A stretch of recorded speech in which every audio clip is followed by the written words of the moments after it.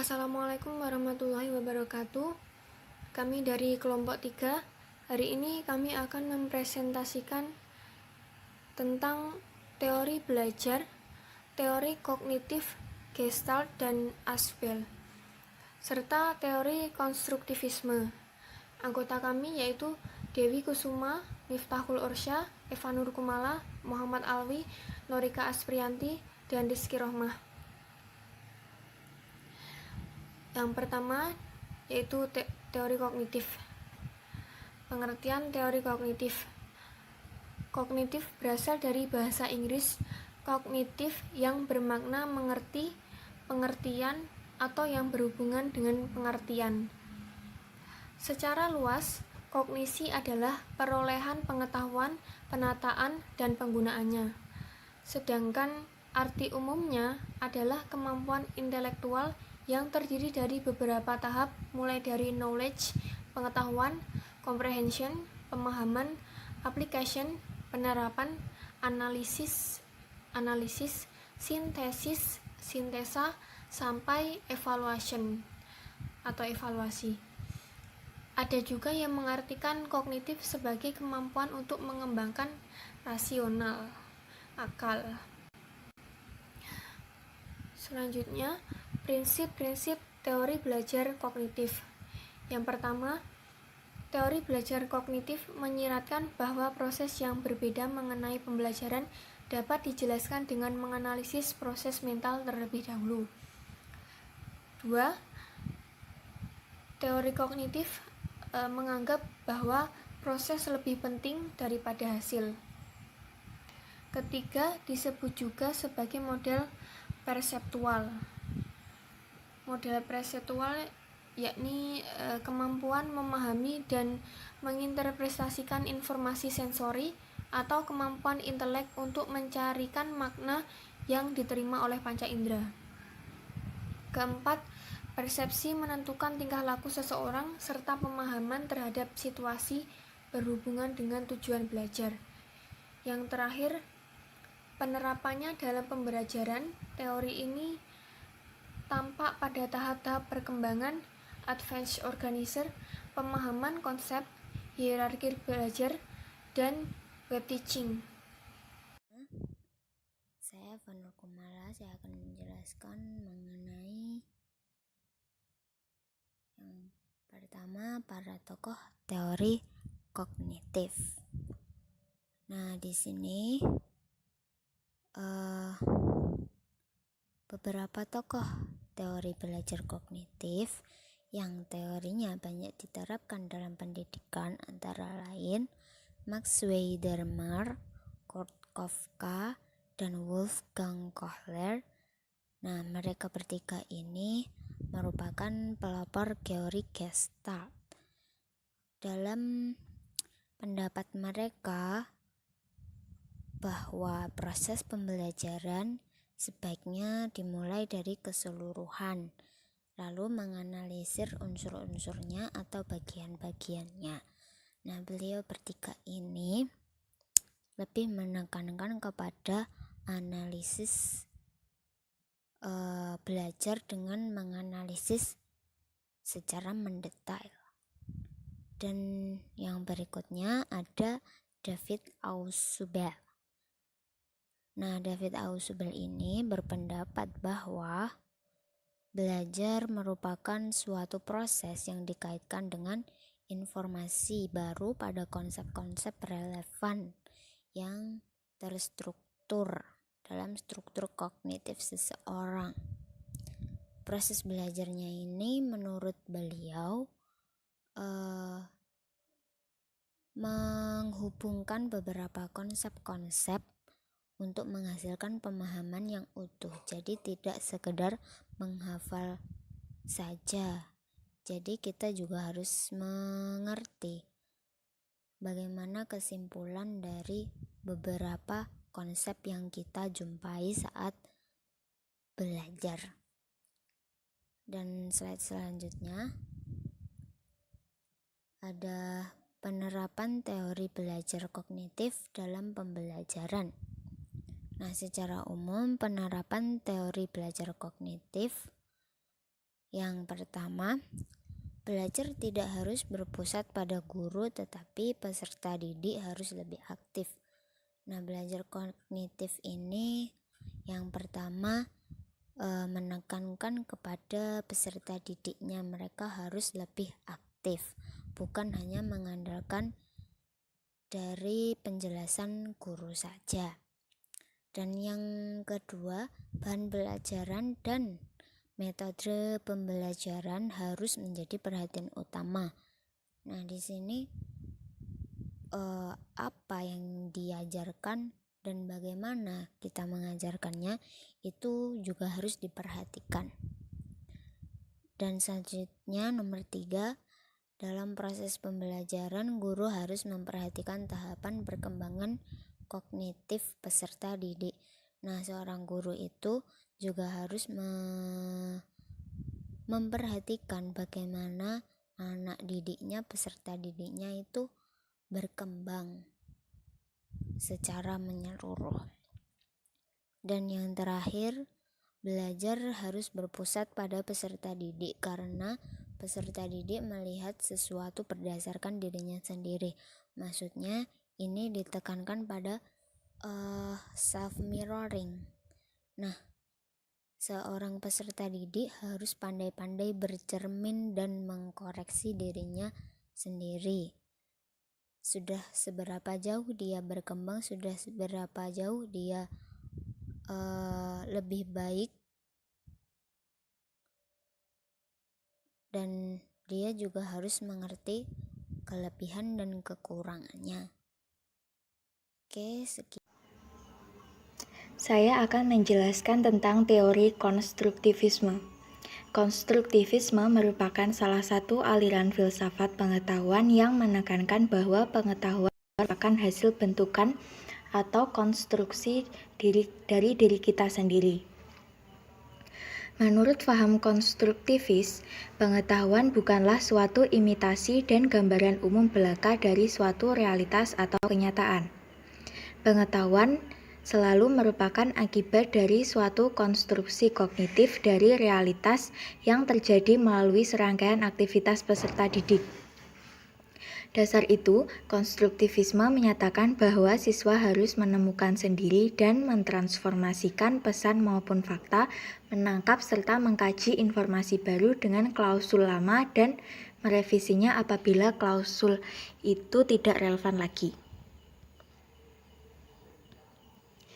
Kemudian, hubungan konstruktivisme dengan pembelajaran.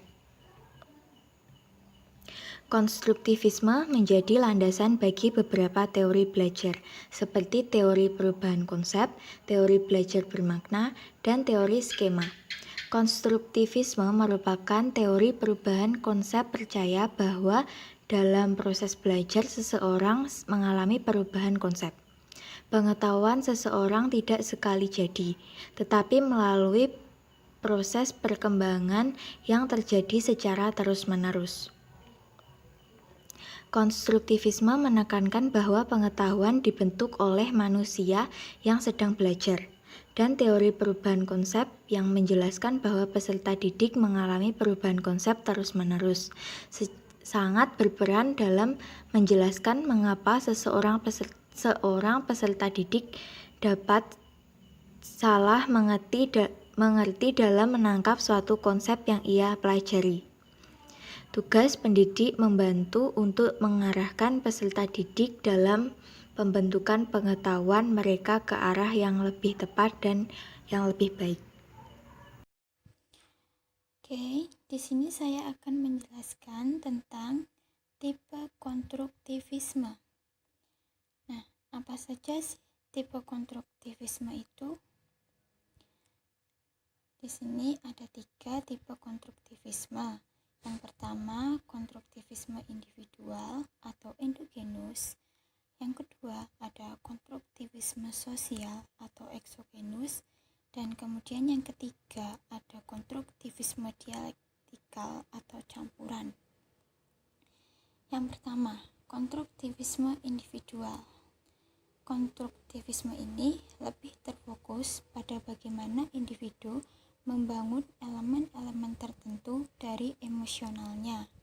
Nah, konstruktivis ini lebih tertarik dengan pengetahuan, keyakinan, konsep-konsep diri atau identitas individual, seperti penekanan aspek kejujuran, keadilan, dan tanggung jawab yang dimiliki diri seseorang.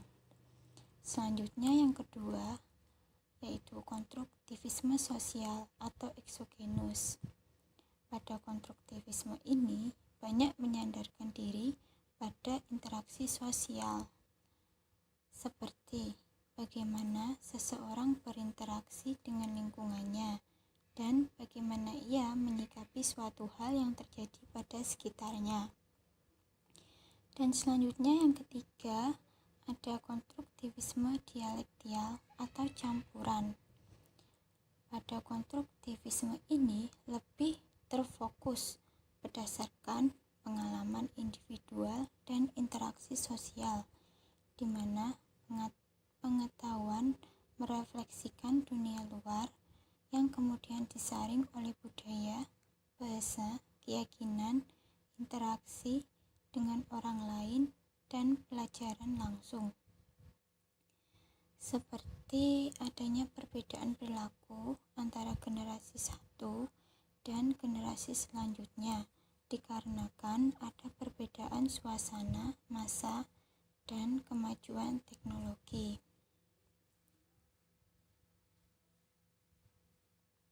Nah, selanjutnya saya juga akan menjelaskan tentang strategi teknis dalam pembelajaran konstruktivisme. Di sini ada 3. Yang pertama adalah discovery learning, yang kedua self-learning, dan yang ketiga problem-based learning. Nah, yang pertama, discovery learning.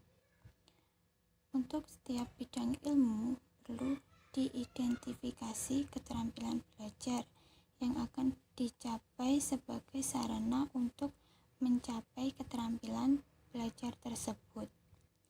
Setiap bidang ilmu memiliki keterampilan belajar yang unik yang harus dikuasai siswa, yang berbekal pada keterampilan belajar dan penguasaan materi pada bidang ilmu, agar siswa dapat melakukan penemuan-penemuan baru dalam bidang ilmu tersebut. Kemudian yang kedua yaitu self-learning. Pada self-learning atau pembelajaran mandiri, di sini siswa diharuskan untuk memiliki keahlian dan pengetahuan tertentu. Mereka harus tahu dan mampu melakukan hal-hal tertentu, mengambil tindakan, bertanya, membuat keputusan mandiri, berpikir kreatif dan kritis, memiliki kesadaran diri, dan bisa bekerja sama. Di sini juga diperlukan belajar aktif atau belajar secara langsung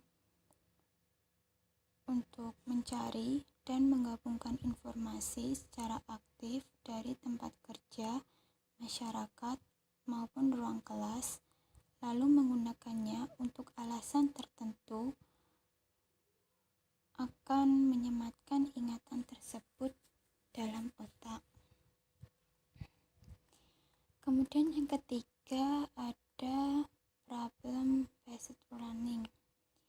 Nah, melalui problem-based learning, siswa diharapkan dapat terlibat dalam proses penelitian yang mengharuskan siswa untuk mengidentifikasi masalah, mengumpulkan data, dan menggunakan data tersebut untuk memecahkan permasalahan.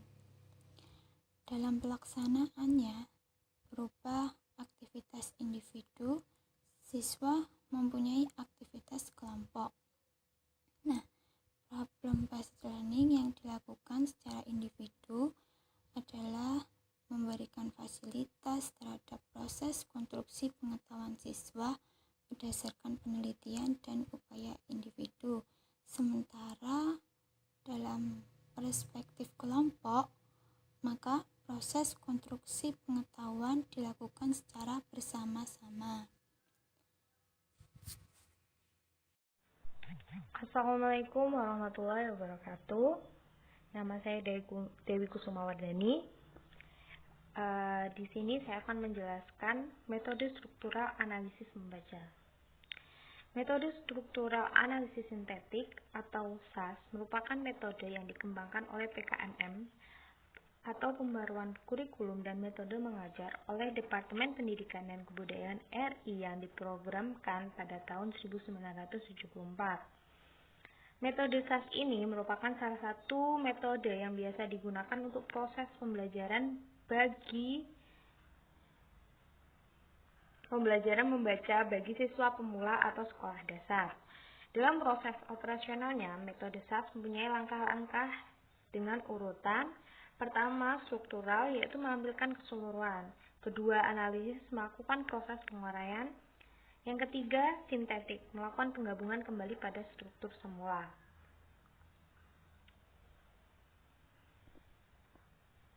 Selanjutnya, landasan penggunaan metode SAS. Yang pertama, landasan penggunaan metode SAS. Pengembangan metode SAS dilandasi oleh filsafat strukturalisme, psikologi Gestalt, landasan pedagogi, dan landasan kebahasaan. Landasan filsafat strukturalisme merupakan salah satu bahwa segala sesuatu yang ada di dunia merupakan sesuatu yang terstruktur, terdiri atas berbagai komponen yang terorganisasikan secara teratur. Setiap komponen terdiri atas bagian yang lebih kecil, yang satu dengan yang lain saling berkaitan. Karena merupakan suatu sistem yang berstruktur, bahasa sesuai dengan pandangan dan prinsip strukturalisme. Yang kedua, landasan psikologi Gestalt. Psikologi Gestalt merumuskan bahwa menulis mengenal sesuatu di luar dirinya melalui bentuk keseluruhan atau totalitas. Penganggapan manusia terhadap sesuatu yang berada di luar dirinya mula-mula secara global, kemudian mengenali bagian-bagiannya. Makin sering seseorang mengamati suatu bentuk, makin tampak pula dengan jelas bagian-bagiannya. Penyadaran manusia atas bagian-bagian dari totalitas bentuk itu merupakan proses analisis sintesis.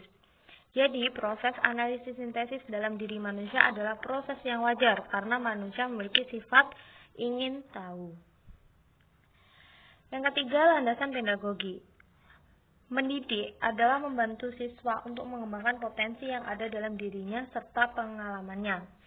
Dalam pembelajaran siswa, guru harus mampu membimbing siswa untuk mengembangkan kedua potensi tersebut, khususnya dalam aspek bahasa dan kebahasaan.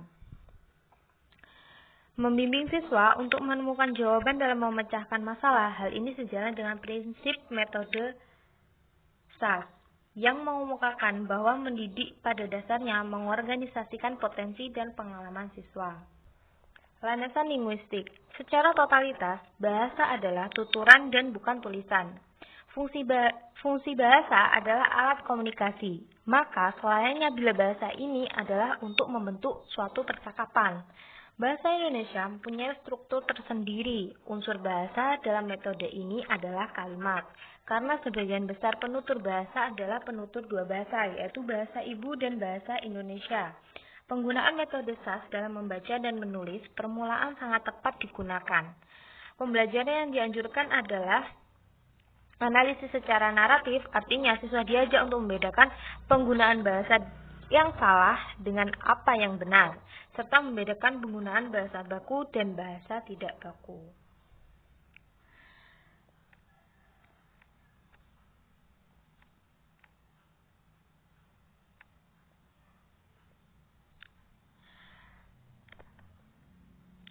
Lalu,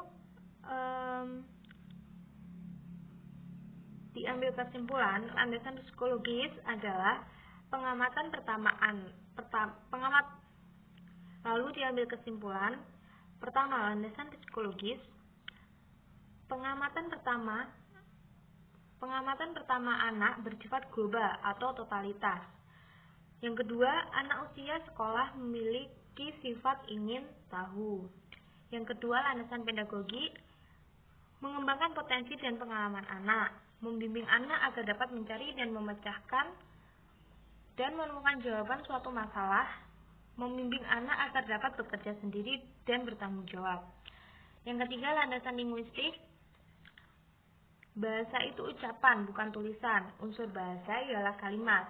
Bahasa mempunyai struktur yang unik. Sekian penjelasan dari saya. Apabila ada kurangnya, mohon maaf. Wassalamualaikum warahmatullahi wabarakatuh. Assalamualaikum warahmatullahi wabarakatuh. Di sini saya akan menjelaskan tentang kelebihan metode struktur analitik sintetik dan kekurangannya. Metode struktur analitik sintetik atau biasa disingkat SAS dianggap baik karena menerapkan prinsip ilmu bahasa bahwa bentuk bahasa yang terkecil adalah kalimat, bagian kalimat adalah kata, suku kata, dan akhirnya fonem. Metode SAS menganut prinsip menemukan sendiri, yang mana sangat ditekankan dalam proses belajar mengajar, karena anak akan mempunyai rasa kepercayaan pada kemampuannya sendiri. Metode ini mempunyai kelebihan dan kekurangan, diantaranya kelebihannya dapat digunakan sebagai landasan berpikir yang analisis. Yang kedua, dengan langkah-langkah yang diatur sedemikian rupa, dapat membuat anak mudah mengikuti prosedur yang digunakan dan dapat cepat membaca pada kesempatan berikutnya. Dan yang ketiga, berdasarkan landasan linguistik, metode ini akan menolong anak menguasai bacaan dengan lancar. Selain kelebihan tersebut, metode ini memiliki kekurangan, yaitu pada beberapa anak yang sebelumnya masuk jenjang pendidikan taman kanak-kanak, metode ini dirasa membosankan karena anak sudah mengetahui bagaimana suatu kata atau kalimat dibentuk. Oleh karena itu, metode SAS lebih cocok diterapkan pada siswa yang memiliki latar belakang belum masuk TK. Dan yang kedua, metode ini memiliki kesan bahwa pengajar harus kreatif, terampil, dan sabar. Tuntutan seperti itu dirasa sulit untuk kondisi pengajar pada saat ini. Dan yang terakhir, banyak sarana yang harus dipersiapkan untuk metode ini. Sebagian sekolah merasa kesulitan karena kurangnya sarana. Sekian penjelasan kekurangan dan kelebihan metode SAS. Kurang lebihnya mohon maaf. Wassalamualaikum warahmatullahi wabarakatuh.